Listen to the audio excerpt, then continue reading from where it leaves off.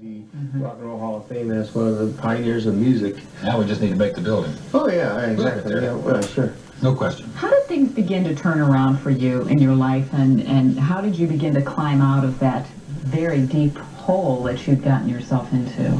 Well, depending on what hole you're talking about, because, you know, when you say that very deep hole, you sound like there was only that one hole I was in. You know, Yeah. I had over the years many holes that I was in, but the biggest hole of all was when I had reached the point of when I was. I didn't go into a catatonic kind of thing. You know, catatonic means totally everything withdraw. You can't hear, you can't see. Your mind has shut off from reality. I didn't get that bad, but I got to the point where I really didn't communicate with hardly anybody at all. You know, and I got a little bit messed up. A little bit messed up. You were the pictures in the book there show you at 340 pounds. No, 311. 311. 340 pounds. That's a hyperbole. That's exaggeration. That's not true information. You know, somebody made a mistake on that one. But the controversial thing is, you've known Gene Landy for many, many years, and then in 1982, you were fired. I guess is the only way you can put it. Fired from the Beach Boys, they say.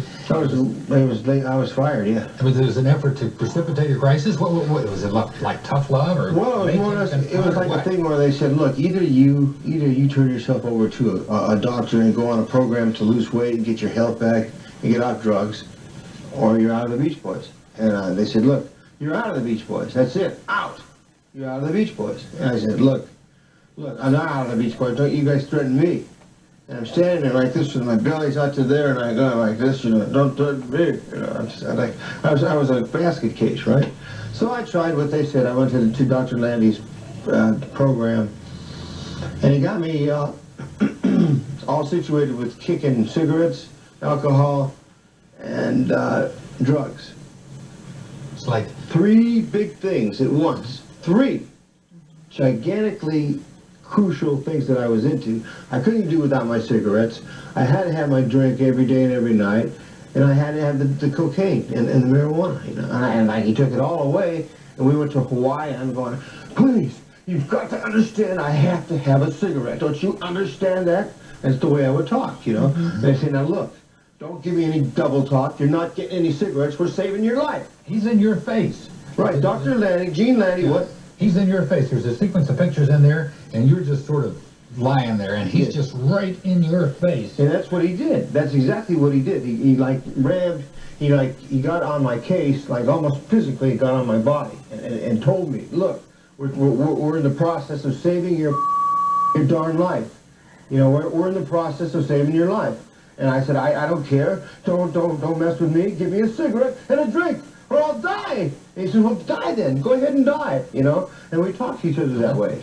And how close did you come ever, do you think, to checking out? To death? Yeah.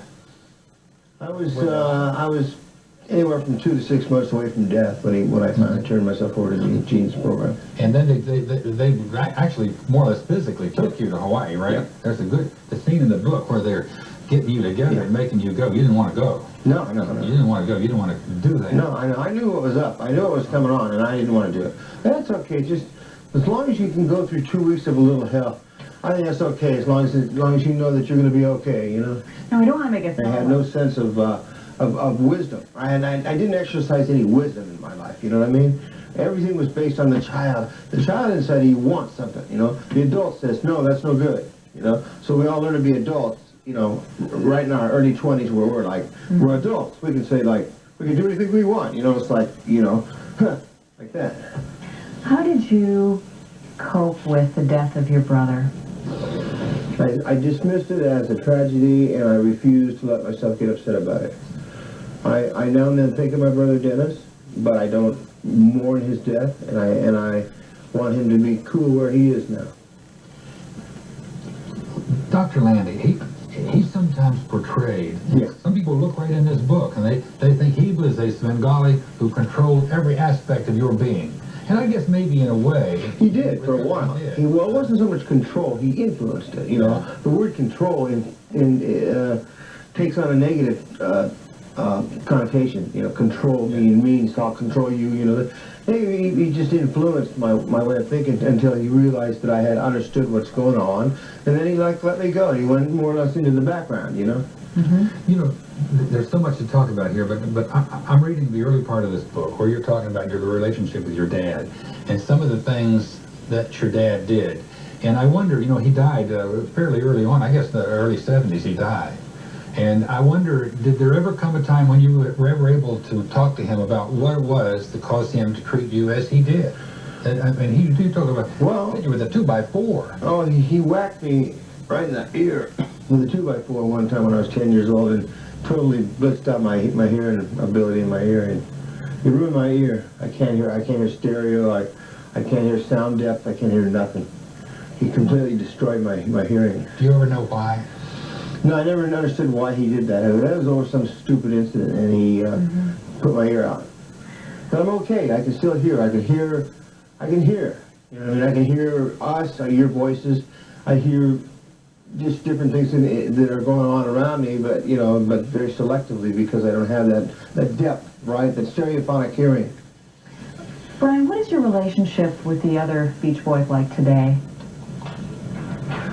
I would call it nil, almost down to about nothing. Pretty much inactive. We're inactive friends. You're doing. Is your second solo album out yet? It's out. No, Really? not yet. It's not out yet. It's going to be out in a little while, in about 4 months, because we're going to fix it up and try to change it, you know. And is that feeling good to you? I mean, Yeah. You like that? Yeah, absolutely. Your two daughters are a member of a group that's getting a lot of... 2/3 of Oh, Wilson Phillips, Yeah. my daughters, 2/3. Connie and Wendy, of course. When I first heard about their successes in the recording industry, I jumped for joy. I said, hey, that's wonderful. I called them up. I said, I cannot tell you how proud I am of you guys. And, you know, there's some tears, you know, but the main thing is that they went out there, and it wasn't luck. You know what I mean? You know how some people just make it, something will happen, you know. Right place, It'll right just time. come through for you, or it'll happen, you know. It was like they had the ability to get out there and actually achieve. Do you have some fatherly advice for them? No, really, I think only is take it slow and just don't get going too fast, you know. You're happy for them. Do you think they've learned from knowing you and watching you and seeing the peril that you had to face in your life and the real danger you had to face? No, I don't think that was the case. I think it was competitive reasons. I think they felt competitive with their daddy because of the Beach Boys. All their lives, Beach Boys, Beach Boys, Beach Boys, you know, all the time, you know, Beach Boys, Beach Boys. Do you fear that they would ever be tempted by drugs in the way that you got involved with them in your career? Not that I fear, I possibly know that already. I just sense that they're doing drugs somewhere. I know that doing some kind of drugs. I hope not. Explain it. You hope not, but you sense it and you feel it. Yeah. If you could just have one wish for the next decade of your life, what would that be? That I would live. That I could live, stay alive and live for 10 more years.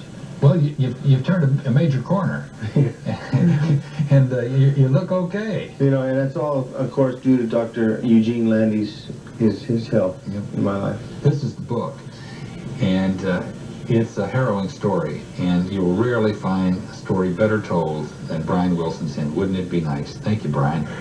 Thank you. Thank you very much. Thank you, folks. Great. Thank you very much. All right. Thank you. And we'll be right back. Didn't you like him? I liked him. I liked him, but really, he made me feel very sad. Almost get tears in your eyes.